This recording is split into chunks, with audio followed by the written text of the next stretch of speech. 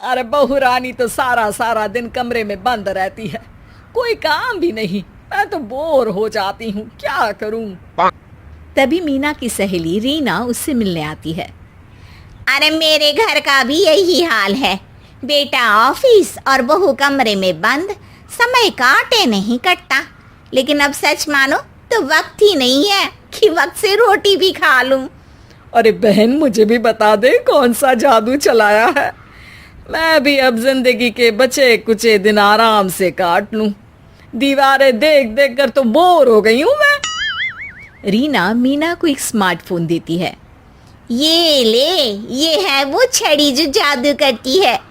इसमें मैंने तेरा फेसबुक अकाउंट भी बनाया है, एंजल प्रिया के नाम से। बस अब यहाँ दोस्त बना और सबसे बातें कर। सास को पहले तो उतना समझ नहीं आता है, लेकिन धीरे धीरे वो उसकी आदत डाल लेती है। माँ जी जल्दी से खाना खा लीजिए, मुझे थोड़ा काम है। अरे तू जा, मैं खा लूंगी, अभी वक्त नहीं है। और सासू माँ मोबाइल में मुंह गड़ाए जवाब दे देती है। बहू समझ ही नहीं पाती और वहां से कमरे में चली जाती है। अचानक सास को किसी प्यारी पिंकी की फ्रेंड रिक्वेस्ट आती है। अरे वाह, ये तो कोई प्यारी सी लड़की लगती है, बात करती हूँ। सास फ्रेंड रिक्वेस्ट अपनाकर बात करने लगती है। अब क्या था, सास सारा दिन उस सहेली से बात करती, अपनी कहती उसकी सुनती। एक दिन सास फोन पर ही सरगड़ाए, अरे बहू जरा मंदिर के लिए थाली सजा दे, आज कीर्तन है। बहू फोन पर किसी को मैसेज टाइप करते कहती है, माँ जी क्या है, अब मुझे क्या पता कि आपको कौन कौन से भगवान की पूजा करनी होती है। तभी सास के पास कोई मैसेज आता है। अच्छा अच्छा ठीक है, रहने दे, मैं ही कर लूंगी। अब मैंने मना थोड़ी ना किया है, कर देती हूँ मैं। अब मैंने भी बोला ना कि थोड़ी देर में बात करती हूँ, तो मैं ही कर लेती हूँ, तू जा अपने कमरे में। बहू वहां से चली जाती है। सास मंदिर पहुंचती है और मंदिर की सीढ़ियों पर बैठकर सास फोन पर लिखती है, अरे मेरी बहू सारा दिन अपने कमरे में बैठी रहती है। वहां से रिप्लाई आता है, मैं आपकी बहू को तो जानती नहीं हूँ, लेकिन हाँ एक बात है, हो सकता है आपने उसे ताने दिए होंगे या फिर उसका दिल दुखाया होगा। ऐसा करने पर बहुओं का मन ससुराल से हट जाता है। याद रखिए, बहू और बेटी में फर्क होता है।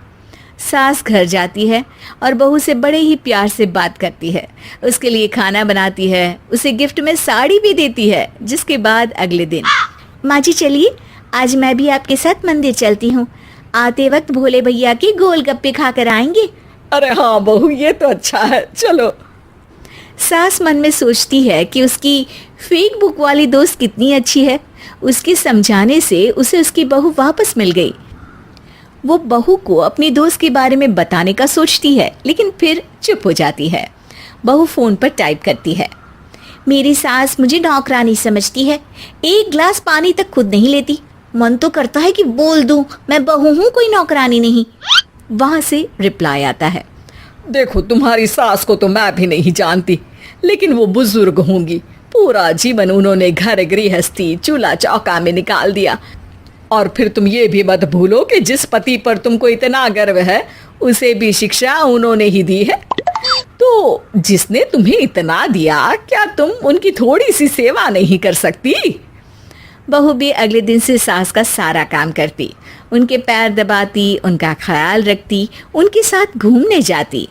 एक दिन सास, बहू ये लो मेरा हीरे का हार। पहले तो सोचा था कि अपनी बेटी को दूंगी, लेकिन आज जब मेरे हाथ पैर में दर्द था तो तुम मेरा साथ दे रही थी। समय पर खाना पानी देकर तुमने ही मेरा बुढ़ापे में साथ दिया। उसके हिस्से का बहुत कुछ मैं उसे दे चुकी हूँ, लेकिन ये अब तेरा। बहू तो ये देखकर खुशी से उछली जाती है। वो सास को गले लगाकर कहती है, माँ जी आज सच में बहुत अच्छी है। भला हो उस एंजल प्रिया का जिसने मुझे आपसे वापस मिलवा दिया, वरना मैं तो हमेशा आपको गलत ही समझती। मैं तो सोचती थी काश वो एंजल प्रिया मेरी सास होती। क्या नाम लिया बहू? एंजल प्रिया तेरी फेक बुक फ्रेंड है? हाँ माँ जी, वो बहुत अच्छी है। उन्होंने ही मुझे बताया कि सास की कीमत क्या होती है। अरे बहू, कहीं तू प्यारी पिंकी तो नहीं? जी माँ जी, मैं ही हूँ प्यारी पिंकी। क्यों? सास बहू को गले लगाकर कहती है। मैं भी यही सोचती थी कि काश प्यारी पिंकी मेरी बहू होती। शुक्रिया बहू।